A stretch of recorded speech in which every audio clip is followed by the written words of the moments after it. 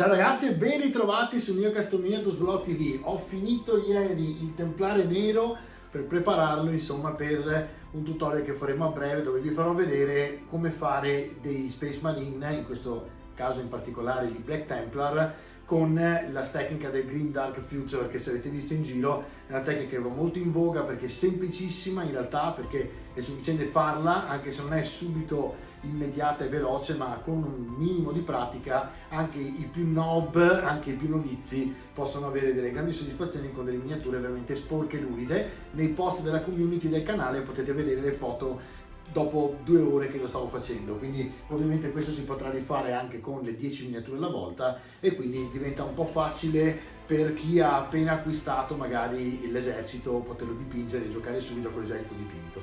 Dall'altra parte i pro, se non hanno mai provato questa tecnica, troveranno un paio di trick nuovi che ho inserito, tra cui mettere i pigmenti utilizzandoli per fare la ruggine piuttosto che utilizzare il colore, quanto annacquare, quanto diluire, mettere una base nera per poi farli praticamente tutti color ruggine e sopra di nuovo tamponare con il nero, quindi insomma è una bella tecnica, la vedremo insieme.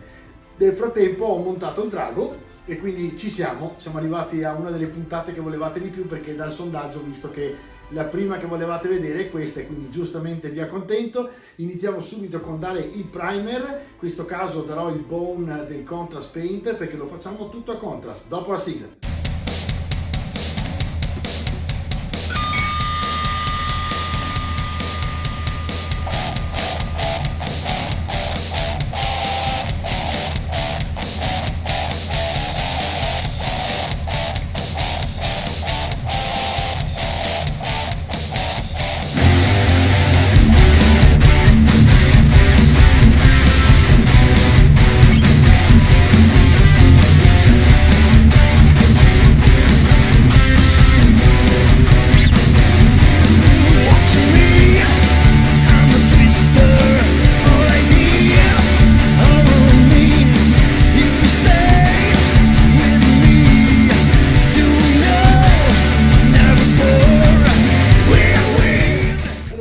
La prima cosa da fare è questo lavoro, ovviamente farlo in un posto arieggiato, possibilmente anche fuori in giardino se potete.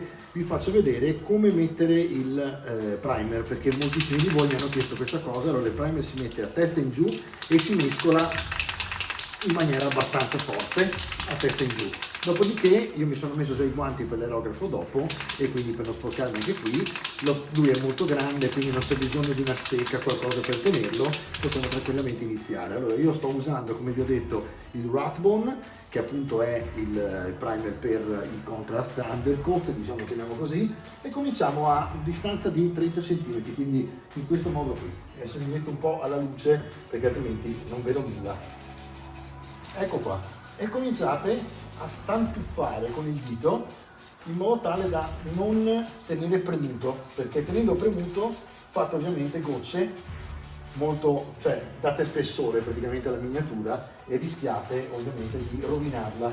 A me ci interessa semplicemente che la pavimentazione della superficie, in realtà della miniatura, che ovviamente è di plastica, quindi liscia, non è grippante. A noi ci interessa che diventi invece appunto grippante, quindi cercate tutti i posti dove dovete mettere la luce e il primer. Ok, diciamo che più o meno già ci siamo. Io riabbondo un attimo, sempre stantufando come vedete, in modo tale che la miniatura sia bella bianca, perché andremo a fare diversi livelli di contrast a stratificazione, proprio come se fossero acquerelli. E quindi giustamente, allora, un'altra cosa, visto che siamo anche ormai da 2 anni in periodo da mascherine, è molto importante. Io ora non la sto usando per parlarvi e farvi sentire perché non ho messo il microfono, ma è meglio avere la mascherina se dovete usare lo spray per tanto tempo, ok? Allora, diciamo che più o meno ci siamo. Calcolate che io vengo da una generazione che praticamente sa che un pittore pro parte dalla base nera, ok? Ma in realtà non è più vero, ci sono appunto colori di tecnologia diversa come i contrast che ultimamente stanno veramente spopolando. Adesso ci sono anche i famosi speed paint dell'Army Painter, qualcuno mi ha chiesto se l'ho provati, sono in contatto con l'Army Painter, quindi probabilmente tra un pochino faremo in modo di farveli provare. Penso che prenderò il mega set o mi manderanno il mega set, in questo modo proveremo insieme questa cosa. Ho visto comunque dei filmati e dai vlog dei colleghi, insomma, che non sono niente male rispetto agli Army Painter acrilici, che sono colori molto anni 90 della GV, fatti veramente bene a livello di pigmentazione. L'unico problema è che hanno un legante veramente complesso da utilizzare, va mescolato come il disastro, e quindi con un mescolatore elettronico come il mio elettrico è fantastico, lo appoggiate lì e i Army Painter diventano dei colori eccezionali. Se invece dovete stare lì a mescolare, spaccarvi il braccio, fare già una miniatura diventa impegnativo. Quindi questa era una cosa che gli Army Painter avevano, che magari gli Scale per esempio non hanno, o i Vallejo famosissimi. Dall'altra parte c'è da dire che i speed paint sembra che siano praticamente al livello dei contrast della GV, qualcuno azzarda anche a dire che sono quasi meglio, quindi insomma sembra che l'Army Painter ci abbia azzeccato, quindi lo vedremo, insomma li useremo con l'aerografo, vedremo un pochino. So che sono molto saturi e quindi insomma bisogna vedere un po'. Allora il drago nel frattempo si è asciugato mentre chiacchieriamo, mi sembra che sia tutto in ordine, metto ancora un pochino qui sulla pavimentazione. Le ali ci sono, io direi che ci siamo, ok? Non usiamo lo zenitale in questo caso, voglio provare un'altra tecnica che è proprio quella della stratificazione come se fossero acquerelli. Ci vediamo fra un attimo.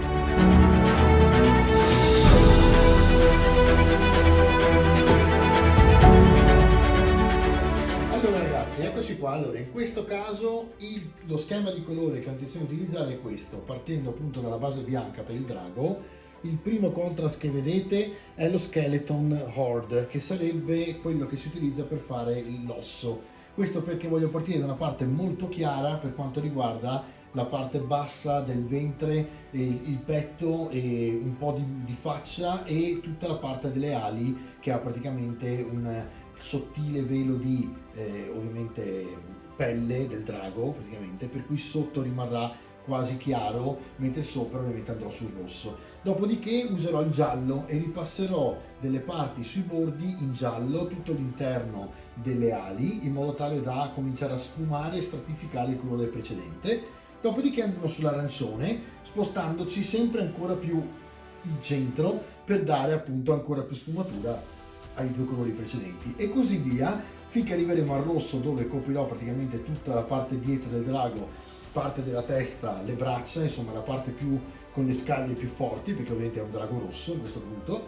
E dopodiché con il Flash Tears, che praticamente è il rosso più scuro, farò solamente le spalle e alcune parti delle ali, in modo tale che in alto si veda la differenza sulle ali che non diventano piatte. Poi andremo avanti, ovviamente andremo a finire sicuramente sulle parti, diciamo, più fatte a mano col pennello, per cui faremo dei ritocchi, ma lo vediamo più avanti. Per il momento partiamo con questa base e andiamo quindi a inquadrare il nostro drago. Ve lo inquadro da questo lato in modo tale che spero che si veda abbastanza. Magari posso provare anche ad avvicinare un pochino, ma penso che più o meno così dovrebbe vedersi. Vediamo un po' se riesco a fare qualcosa. Ci vediamo fra un attimo, dove vi lascio un time lapse di quello che sto facendo sul drago. Ve l'ho spiegato, più o meno il procedimento è quello, anche se lo vedete un po' più veloce, in modo tale che il video diventi un po' più breve. Ci vediamo quando ho finito.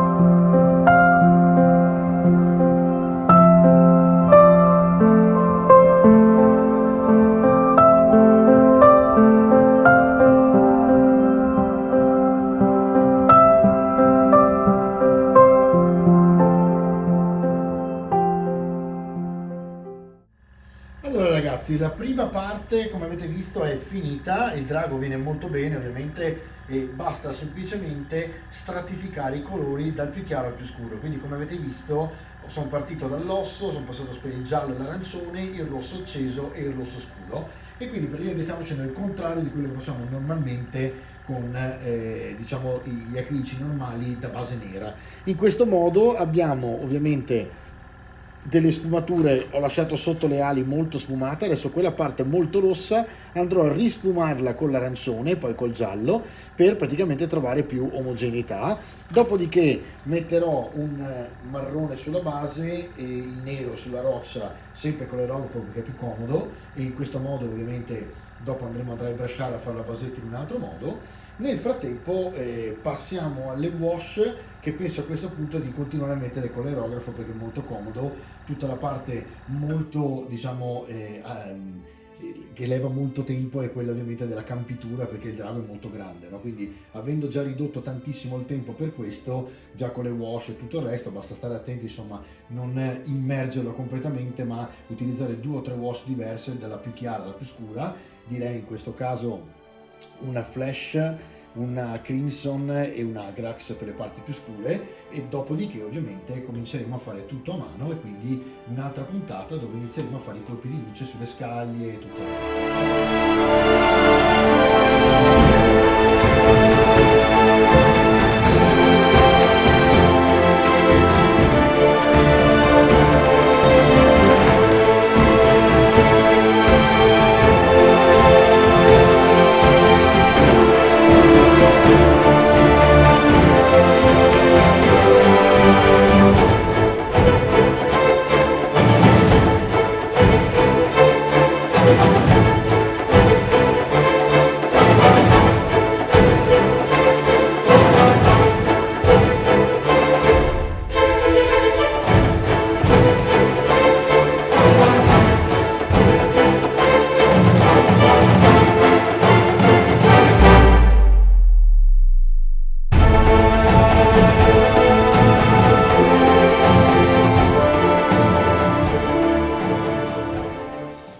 Allora, come potete vedere, ho messo le ombreggiature, diciamo, fatte con le wash e ho usato la Crimson, ho usato la Flash e ho usato l'Agrax per poter stratificare anche qui e sfumare sempre di più, ovviamente. Ora vedete ancora lucido perché avete bagnato e la luce non aiuta perché vi fa vedere praticamente quello che non è, perché poi sarà satinato e ovviamente opaco e non dovrebbe riflettere, insomma. Al di là di questo, adesso stavo pensando, ho messo sulla base, forse non lo vedete perché c'è questa, eccolo lì, e sulla base ho messo praticamente il Basilicanum Grey invece del black per cominciare a dare una prima mano della roccia, ok? Non sottovalutiamo la basetta perché ovviamente questa miniatura è una miniatura molto importante, è un pezzo da 90 del vostro tavolo e diciamo che uno sicuramente si focalizza sul drago e perde un po' di vista la basetta, che in realtà, se guardate anche dalla grandezza, è praticamente un mini diorama. Quindi poi ci possiamo sbizzarrire prima di mettere magari un texture che può essere sia della GV che della Green Stuff, per esempio. Possiamo mettere per esempio dei personaggi che sono morti, piuttosto che scheletri dappertutto, piuttosto che delle ragnatele dopo quell'effetto che avete visto nella puntata della ragnatela dell'albero, eccetera eccetera. Qui c'è veramente da muovere tanto la basetta e quindi non la lasceremo piatta, poi vedremo insomma cosa fare. Adesso diciamo che la parte più grossa del lavoro è fatta e darò solamente con l'ultima mano di airbrush il black sulle corna che voglio fare nere, e non esagero sul resto perché ovviamente se tocco col black ora rovino il resto, quindi a mano metteremo praticamente il nero, il black su tutte le unghie perché le voglio nere. A quel punto avrete praticamente il black su tutte quante queste parti qua e sulle unghie ovviamente gli artigli, diciamo. E da qui in poi diciamo che facciamo un breve recap e ci rivediamo alla puntata dopo, dove faremo ovviamente i colpi di luce.